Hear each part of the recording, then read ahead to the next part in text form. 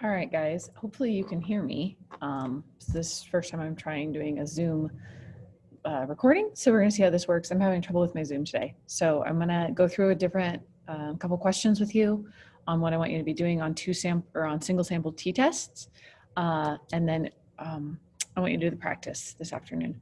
So we were doing unbiased estimates last time, which were where we were going in and using our calculator to calculate that S sub n minus 1 value as a component and squaring it if needing the variance, that kind of stuff. And then I asked you to do the homework where I had you run that calculation on your calculator, trying to find the variance and the mean.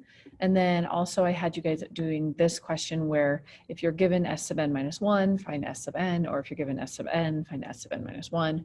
Remember, we're trying to find that unbiased estimate to use in the using these situations. And you guys asked a good question last time. So, well, who cares? Why am I doing this? And the reason who cares is because we use the unbiased estimate when we're doing t-testing, okay?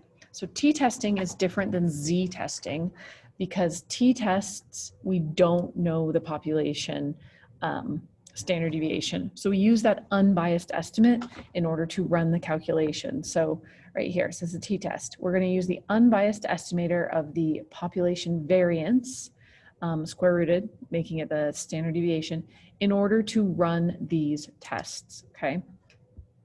So I'm gonna go ahead and walk through a question with you, and then you're going to go ahead and do the work. So the Department of Education stated that 1,100 students took the AP exam in 2016. The mean score of the state was 2.6. So this is actually a question from a friend of mine over at Timberline. So thank you, Mr. Morehouse. In the same year, Mr. Morehouse had 68 take the AP Stats exam, and his students had a mean score of 2.84 and a standard deviation of 1.367. So this right here, okay, so this right here, this value, this is we're gonna highlight it because this is a sample standard deviation, right? This is not the actual standard deviation. This is the sample standard deviation, okay? So we're going to be using this equation we were working with earlier, right? To take our sample standard deviation, and we're going to use this transfer to get the sample, the unbiased estimator here. So we're going to use this formula as we work through this question. So is there significant evidence at the 10% level, so this is our p-value, to suggest that these students are doing significantly, let's say, different here. So the question is asking different, so we're going to go that direction for now. So the population mean is at 2.63, and our alternative hypothesis is that these two things are different, right? So that makes it a two-tail, not a one-tail. And S sub n minus 1 is going to be this value right here. So we're going to use the unbiased estimate to try to figure this out. There's some work here that you may or may not necessarily need to see. I'm going to grab my pen, and we're going to say that S sub n minus 1 squared is going to be, n over n minus 1 times S sub n squared. So we're going to use this calculation right here. This is in your formula sheet to determine what S sub n minus 1 is. So I'm going to take my calculator, and we're going to run that calculation. I'm even going to use NumSolve. Whoops, my calculator disappeared. Give me just a second. Bring it on over. So calculator, and we're going to go menu, NumSolve, and we're going to say, I'm going to let S sub n minus 1 be S squared equals, and then n in this situation was 68 over 67 times S sub n squared. So S sub n was that 0.1367 to the second. And please solve for S. Enter. And we're going to get 0.137716. Okay, so that's what S is. 0.137766. So yes, in this case, the sample size must have been large enough to make this work for us. 1377. There should be another 7 there. All right. So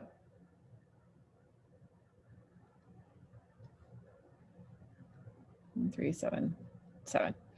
So we're going to go ahead and run the test. We need all this information to run the test, which is pretty easy. Grab our calculator again. And let's see, where did my calculator go?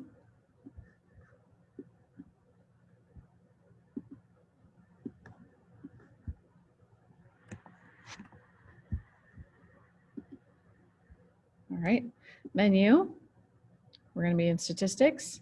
And since we don't have to run any, input any data, we just have stats, we can go right into the calculator screen, go stat tests.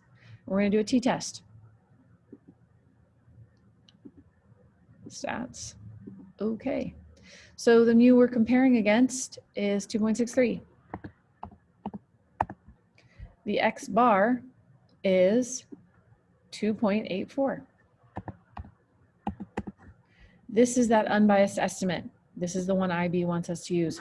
0.1377 and 68. And we just want them to be different. Okay. All right. Whoop, come on. Okay. So in this case, it gives us this p-value, which is practically 0. That's pretty impressive, right? Because it's times e to the negative 19th. So our p-value is practically 0.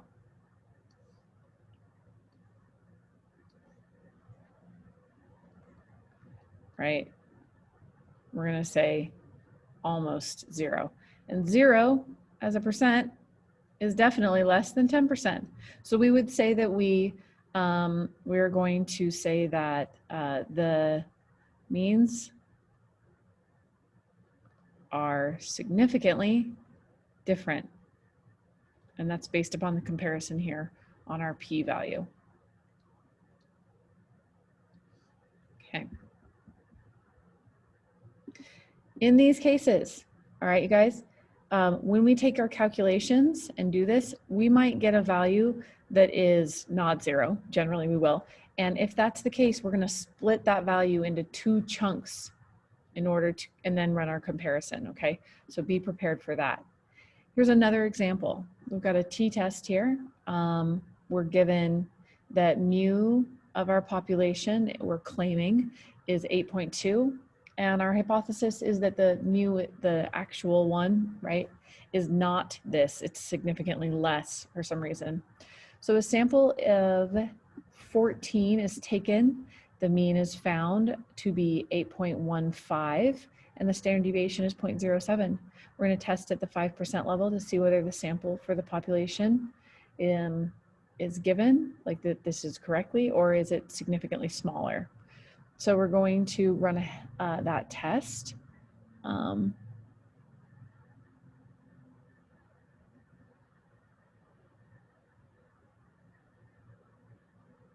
And we've got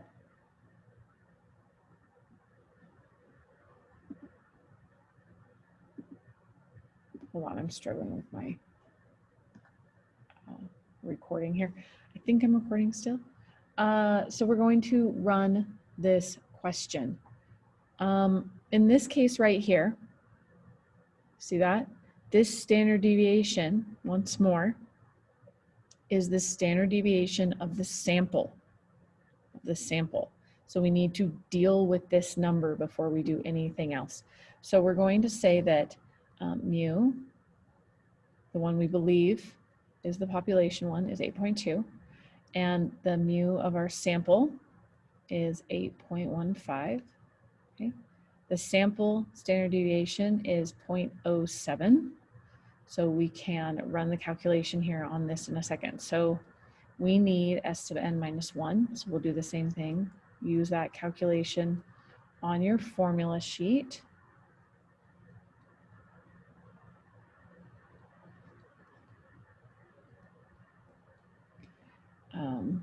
and that's going to give us,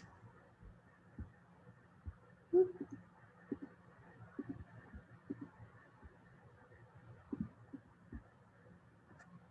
going to copy this same one down here again, move it over here so hopefully you can see it. We had 0.07, and in this case, our sample size was 14. 14. So quite a bit smaller. Here we should see a more difference between these two. And we're going to get 0.0726. 0.0726. So this number down here is 0.0726. So that's 3 sig figs there. And then we're going to run this t-test.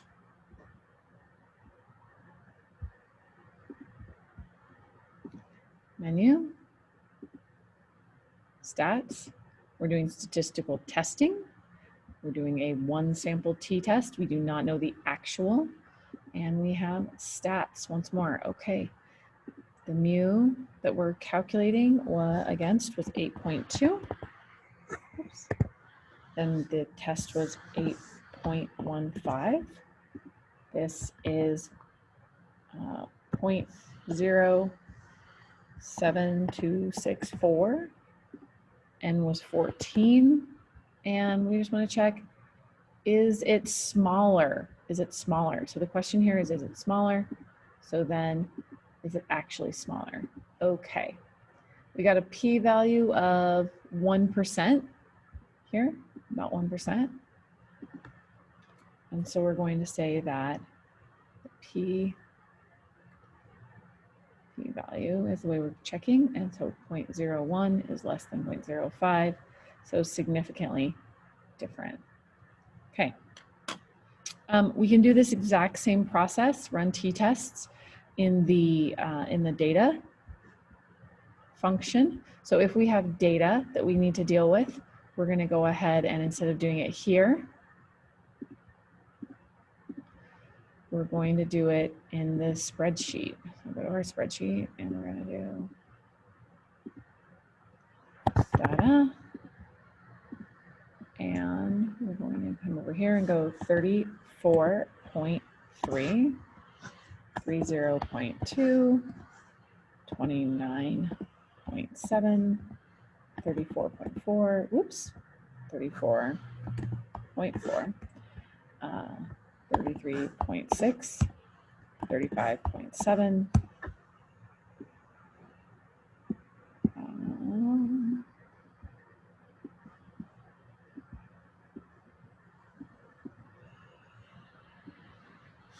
34.0, 33.9, 35.1, and 34.5. And what's cool is that when you get the data, these t-tests are actually pretty fast. So you're just going to do the same thing, menu, stats, stat tests, and whoops, I did the wrong one. Oops, I clicked the wrong button. Menu, stats, stat tests, t-test, data. Okay. So we believe the mean is 34.5. All right, so we believe the mean is 34.5. The list that we're going to be dealing with is the data list. The alternative hypothesis. We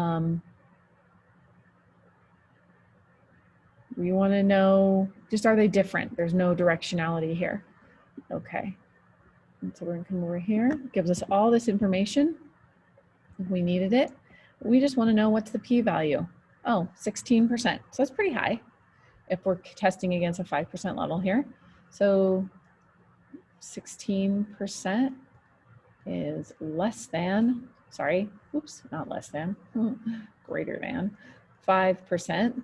And so we're going to say not significantly different here. The sample is test is belief at the 5%. So this probably did come from that population. The difference is just due to randomness here. So we're going to accept our null hypothesis that they are not significantly different. Okay. Clear. There is this exact same question worked out down here, so you can check it against if you want to. And then we have 1, 2, 3, 4, 5, 6, 7, 8 slides. You can skip this for now, but I want you to go ahead and do 215 through 222 as homework. Okay, and that's it.